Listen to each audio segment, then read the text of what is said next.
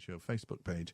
Right now, we're going to go to our first guest today. As I told you, he's an author. He's got an incredible book out called Wicked Tides.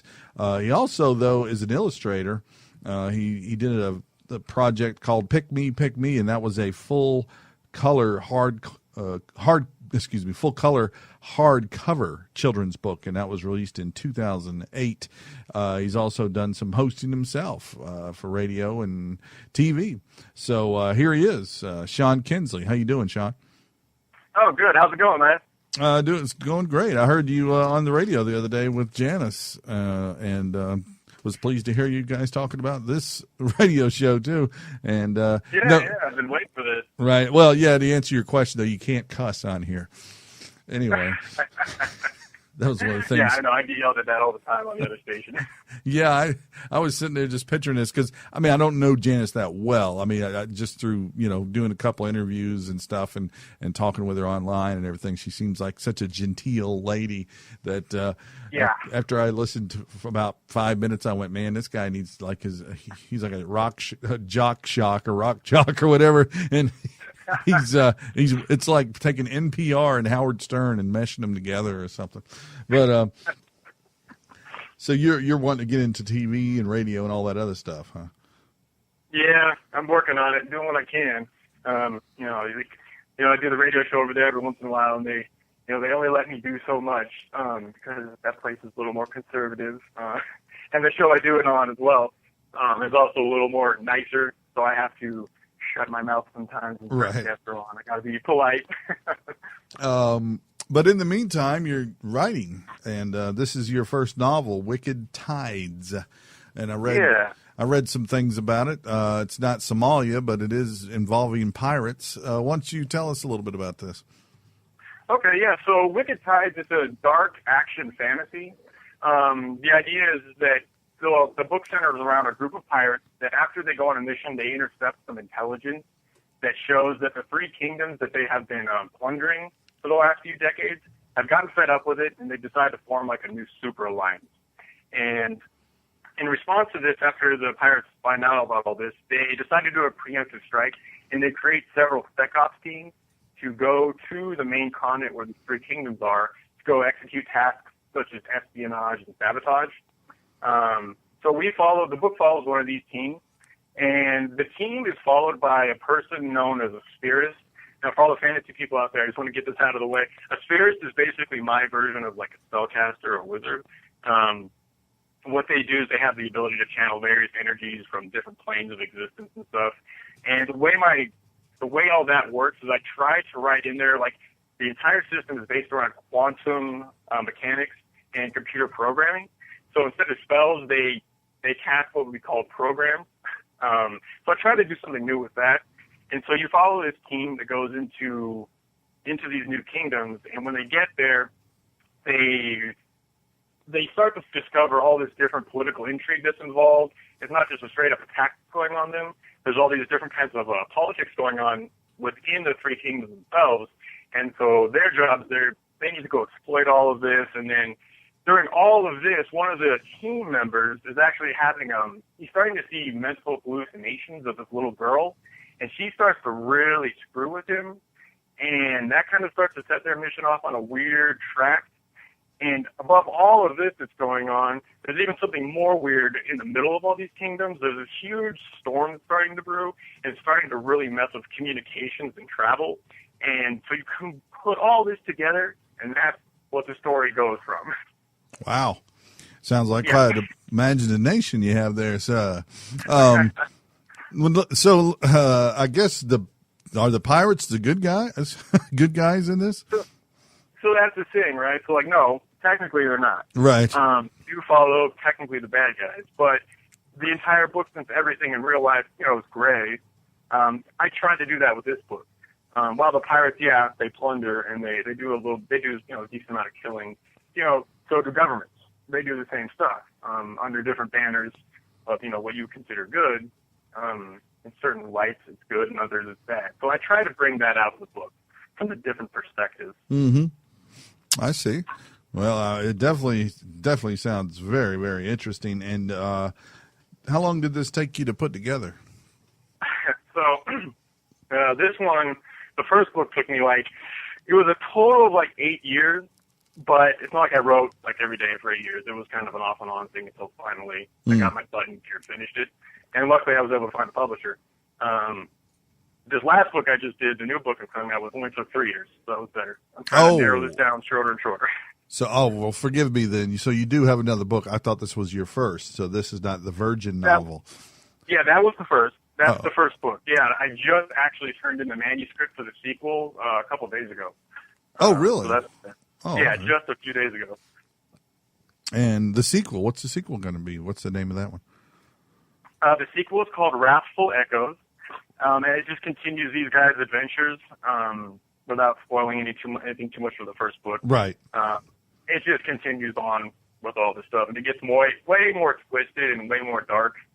I can't wait to see what my publisher has to say about some of it. Yeah. I was just thinking, though, I asked you what the sequel is, and you're like, Wicked Tides 2, dummy. But no, you have you have another title for it. Yeah, the cover. Let me ask you about that because, and of course, folks on listening can't see it. If they go to the my Facebook page, the BTS Radio Show Facebook page, they can see it. Wicked Tides, folks, is at the top, and it's kind of in a block letter with almost like you're trying to rub it. It's almost like a rubbing, from a gravestone or something. Almost looks like it's got dark, but in the middle is a red symbol. The book's kind of like it's gray and black, like you say, and the middle of it's got this red symbol, and it kind of looks like a crowbar with an arrow through it in a circle or something. But no, I'm just curious. Tell us about the cover. Okay, so I actually designed the cover. Like as you said, I'm an illustrator, so I actually was lucky enough to be able to design my own cover. I know that's not what all other authors get to do. So actually with the cover, it's actually designed to be part of the story itself. The back of the cover is even more interesting. I should probably post that more. Yeah, I haven't seen the back. The idea was that at the very least when you picked it up, it would look interesting. You may not know exactly what's going on, but looking at it, you're like, all right, yeah, I'll open that up and read the back, right? That's the first idea. But then the second idea is that actually, and over time as I finish up this book series, is that all readers who really want to look into stuff can actually go back and look at all these different covers and start to see stuff there that they may not have thought was relevant at the time, and they'll start to understand stuff. I wanted to make the cover an interactive part of the story, not just an advertising thing to get people to pick up the book, actually an integral part of the story itself. That's really smart. I have 3 out myself, and no, I could not design any of them. I mean, I designed them from the standpoint of, I said, okay, here's what I want, but no, I couldn't draw them or anything. And thank God for folks like you because, otherwise I'd have a stick drawing on my second one of Abraham Lincoln. Look like an ant with a beard or something. I don't know. It looks stupid. But this is, how long is this book? Oh, man, what is the page? I totally don't remember what the page count is. Okay. It's larger than my publisher wanted. Really? All right. I know that. I can tell you that. It's a larger book. People out there who want a comparison. I mean, think like a Tolkien, just a little under a general Tolkien novel. Wow. Things like that. Well, I guess so with what you just told us, and that's just a synopsis. It does sound like a lot to get into because I guess you got to present the pirates. You have to kind of get us to know them a little bit before they go out on this journey to the 3 kingdoms, and then they go to all 3. I'm assuming, right? So then you got to describe each one, or. Well, they hit a couple of them, but it's funny. You said you describe each one. That's the interesting thing because with this series, I guess, one of the things I actually wanted to do was create a completely new world, as much from scratch as possible. So that means I had to create so many brand new things that I can't really reference into in real life. Right. So that's actually one of the reasons for the size of the book. You're trying to draw on the reader into all this new stuff. So, that increases the size of the book. Yeah. And that was probably the biggest challenge. You're describing things that just don't exist, but you got to make it work. Yeah. Yeah. And I can kind of I know what you're talking about because I've tried to do the same thing myself years ago when I was a kid and I wanted to start writing science fiction. And that's what turned me on to it in the beginning was being able to create your own world. And I guess you could do it, with other things, but you can't push the limits. Let's say you're writing a romance or, a straight drama or something. It's hard to, have a creature in it called the Bohoo or something, that you just created. Yeah. Yeah. So science fiction and horror and, like you say, dark fantasy kind of gives you that room to do that, And, of course, now the new thing is steampunk. And that gives you a little bit of leeway, too. But that's what I love about writing stuff in those genres is you can pretty much start from scratch and create your own rules, too. And I guess you do that here, Yeah, exactly. And that's the cool thing. That's what I really wanted to do. And I'm still learning. Like one of the things as I'm going through this is that I don't think a lot of people understand that if you decide you're going to make a completely new world, like wow, that's some work there. It's one thing to be able to draw it because you can just show a picture to somebody and they'll be like, oh yeah, I get it. Right. But then if you got to describe that new thing, woo. Exactly. Yeah. Exactly. Like, for instance, here's a question for you, Sean. Are there trees in this world? There are trees in this world, yes. No, but that's there are trees in this world. That sounds like such a simple thing, but yeah, you got trees in this world, but are they, like something we would think a tree is, or are they, but that's just an example I'm using. I'm just pulling trees out. Well, that's a good question because one of the things I wanted to do is I wanted to even make the tree stylized. Right. As an artist, I have my own style when I draw, for example, or when I do film or whatever. But mainly when you're drawing, any artist, you got your own style, and then suddenly if you want to take that style that you can easily throw out visually and somehow convert that style into words so that the reader gets that style, because the style is important to the feeling of the book and to the visualness of the book. That's a whole other level. So even trees, there are trees that even have my own kind of style in my head that if I were to make a movie out of it, they wouldn't. It's not like I would just go find a random forest and shoot. The reality is it probably have to be CG because there's a certain style to even a tree. Right. It's like, if you're in one of your three kingdoms there, you're going to amble up to a bar. Well, it's not a bar anymore. It's a kawaki or whatever you call it and get a drink. It's not a drink now. It's a, so. Yeah, exactly. Right. And you have to ease the reader into that stuff too. You can't just, I was pointed to a few books to where, writers, they try to do that new stuff and they just kind of throw this stuff out at you without any real respect for the reader, not having any idea what the heck you're talking about. So, I tried to make sure that I respected the reader and make sure that, everything is eased into, and I do my best to make sure that, they have a chance to get the visual and they're explained it to where they feel comfortable with it. So when they use their imagination to bring the book to life, it's just that much more real. So this takes place on another planet, another realm? Another place is all I'd be willing to say right now. Okay. That's good enough. We don't want you to give anything away you don't want to. Yeah. Now, okay, Wicked Tides, folks, is the name of the book. The author is Sean Kinsley, coming at us from LaRue Press, who we've had, I think you're the fourth or fifth author I've had on, maybe the sixth from there, and we got some more coming on.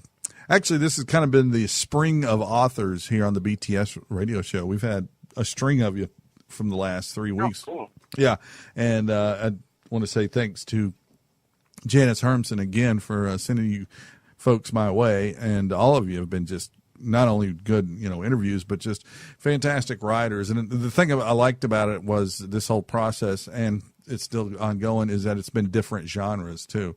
I had 3 from LaRue Press in one day, and they covered everything just about, from romance, which was not straight romance, it was fantasy romance, to science fiction and historical. I guess you would call it a historical novel or a biography. But now you're working on your second one. What did you think about the publishing process with LaRue? What was your experience there like? It's fine. It's always an eye opener when you put your work out there and they start actually telling you stuff. Like you have all the freedom in the world to write, but then you come into the world of publishing and it's a business, and you got to get into a different mind frame. So I mean, for me, it's restrictive. I mean, honestly, because I'm creative and I think you should just let stuff flow, and you just do whatever you need to do and whatever you want. That's not how the industry works. So yeah, I mean, it's been fine. I personally just had to adapt to it. That's all, and I'm still adapting to this day. Well, I mean, it's a thing. Do you want to self-publish, or do you want somebody like LaRue to help you along? No, I mean, I want a publisher behind me, and you give and take with what you got. I mean, there's definitely advantages to having a publisher behind you. For example, securing an interview like this. So this is cool. This has been great. I probably really wouldn't have gotten this done if I was self-published. Right. And I got to tell you, I mean, for me, the self-publish, I mean, that's fine. I mean, I have been. So, but I'm wanting to jump onto the bandwagon now of having a publisher behind me, such as LaRue. I've got one but they no longer exist. It was, yeah, it's really strange. I mean, they're cool, and I still work with the folks from Laboo, was the publisher of my third book, and they actually came to me and said, hey, why don't you put these stories together and make a book out of it? So I didn't have to pay for it. But, I mean, that's just, there's so many different ways now to be published. You got the independent way. There really is, yeah. And then the reason I would go to LaRue is, because I can see from the authors they're sending me that they must have a great rapport with their authors, because I've heard nothing but good. And that's another thing. The first author. Now, tell me what you think about this. My first publisher, the two books.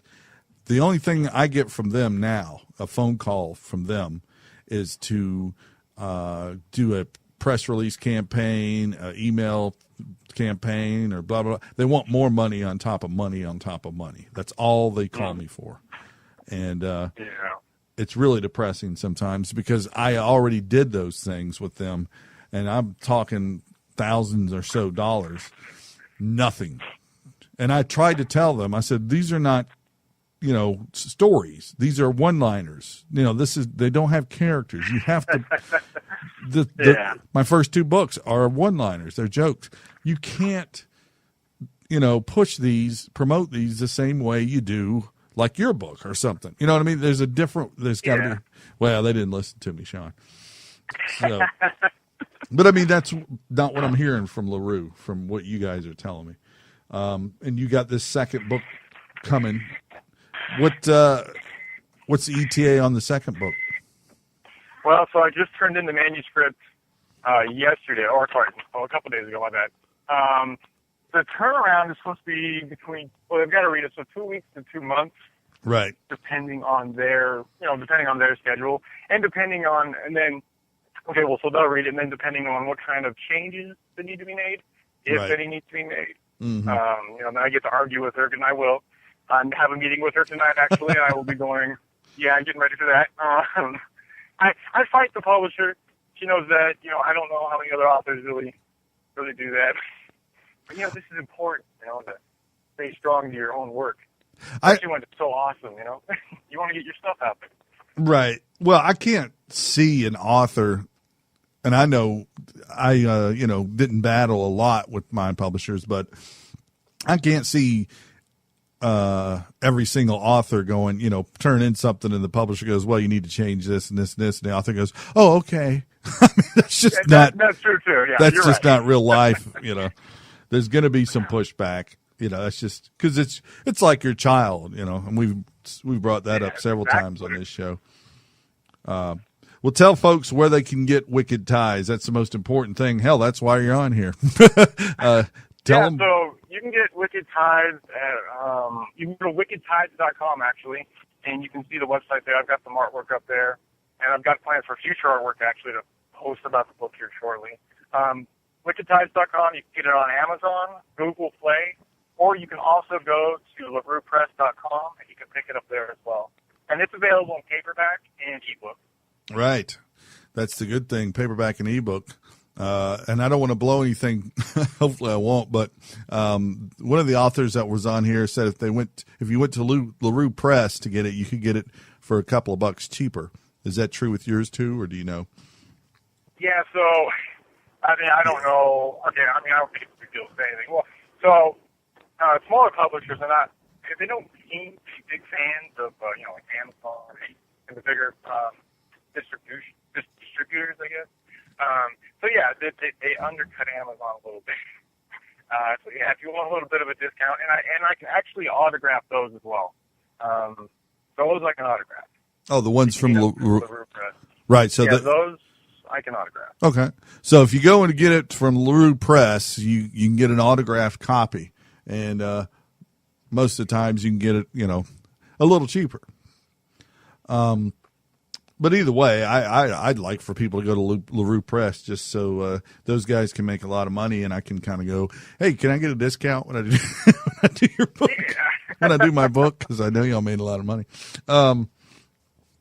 All right, so that's cool. You got Wicked Tides. The next one's going in right now, and this one took a while to write. When did it come out?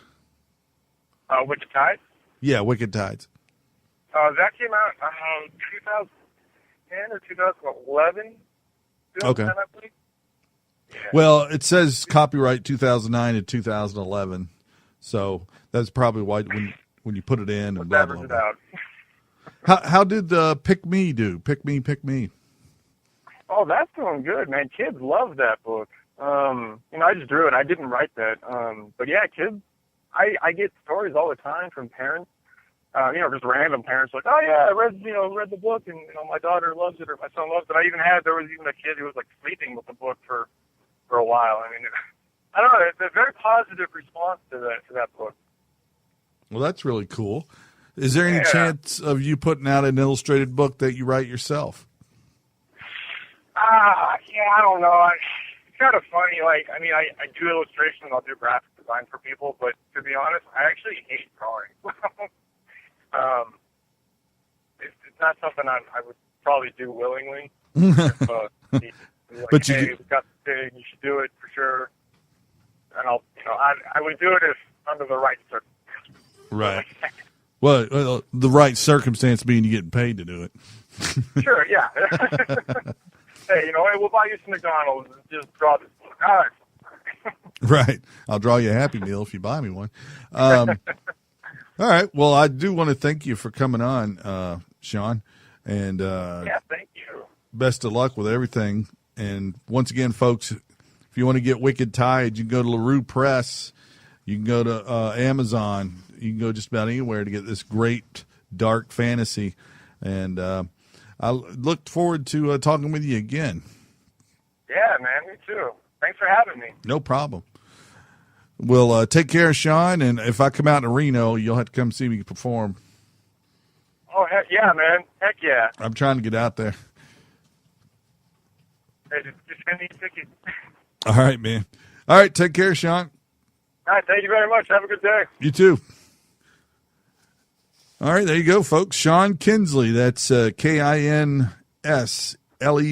Sean, and he's spelled just like my brother, Sean. That's a good Irish spelling right there. Sean Kinsley, and the book is called Wicked Tides. If you like dark fantasy, if you like taking a trip into another world and just totally releasing yourself into someone else's brain, basically, great book. Sounds like it's going to be a hell of a ride. So there you go. Wicked Tides is the book, Sean Kinsley, the author. And you can get that, like I said, Amazon, LaRue Press, LERUE Press. Try that, LaRuePress.com, and pick it up there. Anyway, and I'm on the site right now. It's LERUE Press.com. But right now we're going to take a commercial break. Come back. I've got a special surprise for you. Then we'll listen to, I'll tell you when we get back. It's a great surprise.